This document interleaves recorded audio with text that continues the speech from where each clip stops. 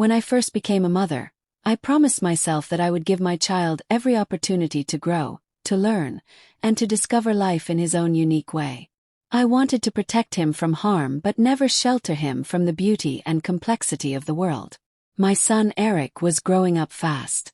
At just 12 years old, he had an adventurous spirit, a mind full of questions, and a heart eager for experience.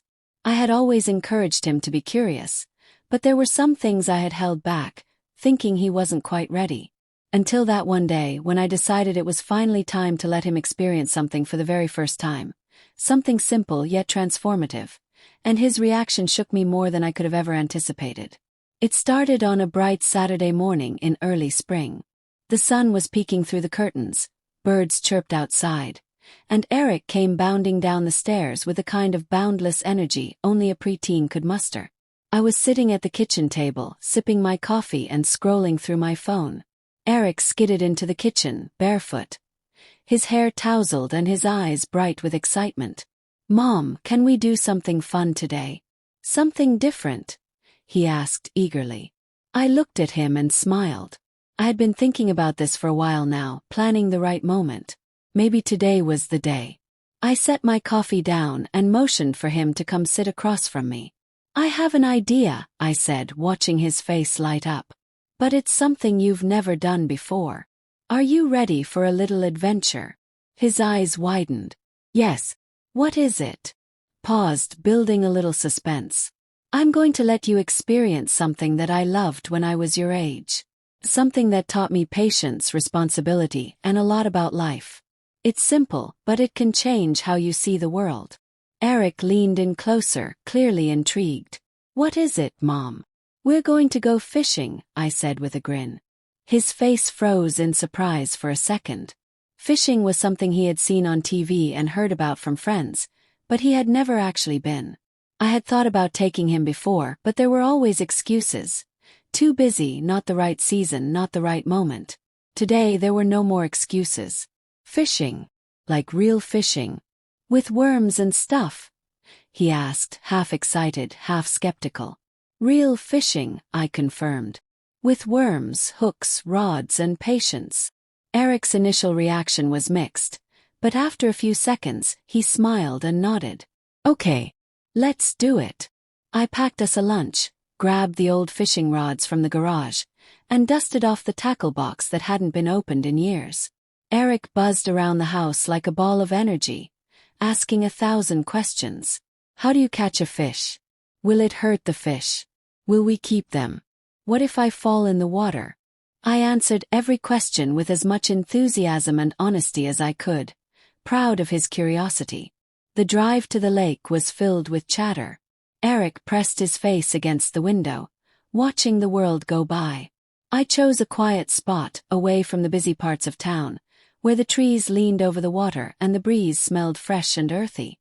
As we walked toward the lake, I could feel Eric's nervous excitement growing. I showed him how to set up his rod, how to bait the hook. He scrunched his face when he touched the worm, and how to cast the line into the water.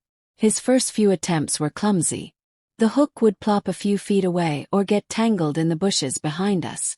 Each time he looked at me embarrassed, but I just laughed and helped him try again. Finally he got a good cast. The line sailed out over the water, the bobber landing with a satisfying splash. Eric watched it with wide eyes, gripping the rod tightly.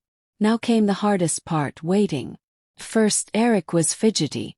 He tapped his foot, played with the rod, looked around. He asked every 2 minutes if we could check the bait or move to another spot. I reminded him that fishing was about patience, about sitting still and letting nature come to you. Slowly, something magical happened. Eric started to calm down. He watched the ripples on the water, listened to the birds, and even whispered when he spoke, as if not to scare away the fish. I sat beside him, feeling an overwhelming sense of peace. This was what I had wanted for him, not just to catch a fish, but to experience stillness, connection, and wonder. After about 20 minutes, the bobber twitched. Eric gasped and looked at me. I nodded encouragingly. "Reel it in slowly," I whispered. He gripped the rod tighter and began to reel. There was resistance, real, undeniable weight at the end of the line. His face lit up with a mix of shock and exhilaration. The fish fought, tugging and splashing. Eric's hands trembled, but he didn't give up. He reeled and pulled, his whole body tense with focus. Finally, with a great splash, the fish broke the surface.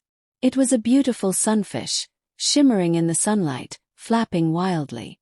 Eric stood frozen, staring at it with wide eyes as I helped him get it onto the shore. "You did it!" cheered.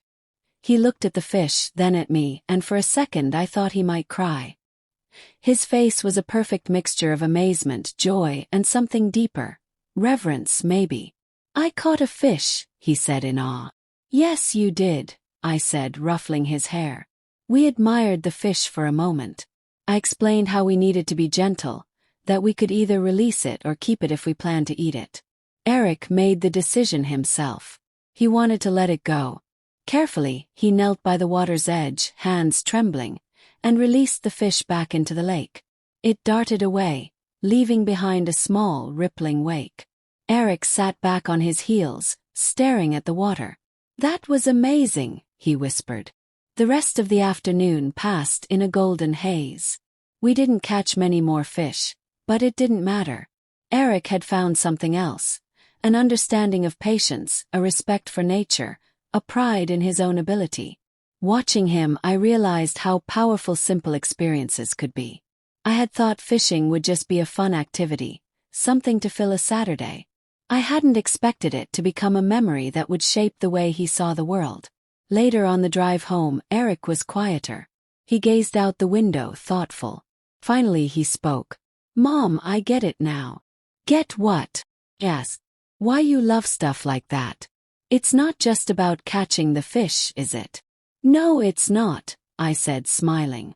He nodded, understanding. "It's about everything. The waiting, the trying, the letting go." I felt a lump in my throat. In a few short hours, Eric had grasped a truth that many adults spend their whole lives chasing. When we got home, he told his dad about the fish in vivid detail, reenacting the moment with wild gestures and sound effects. His excitement was contagious. Later that night, after he had gone to bed, I sat alone in the quiet kitchen, thinking about the day. I had wanted to give him an experience. Instead, he had given me something far greater. A reminder of the beauty in small moments, the wisdom in simple things, and the joy of seeing the world through fresh eyes. Over the next few weeks, I noticed changes in Eric. He was a little more patient, a little more observant. He asked deeper questions, paid closer attention. It wasn't a huge transformation, but it was real. It was growth. And it all started with a simple day by the lake. One evening, he came to me holding a piece of paper. It was a list he had made. Things I want to try.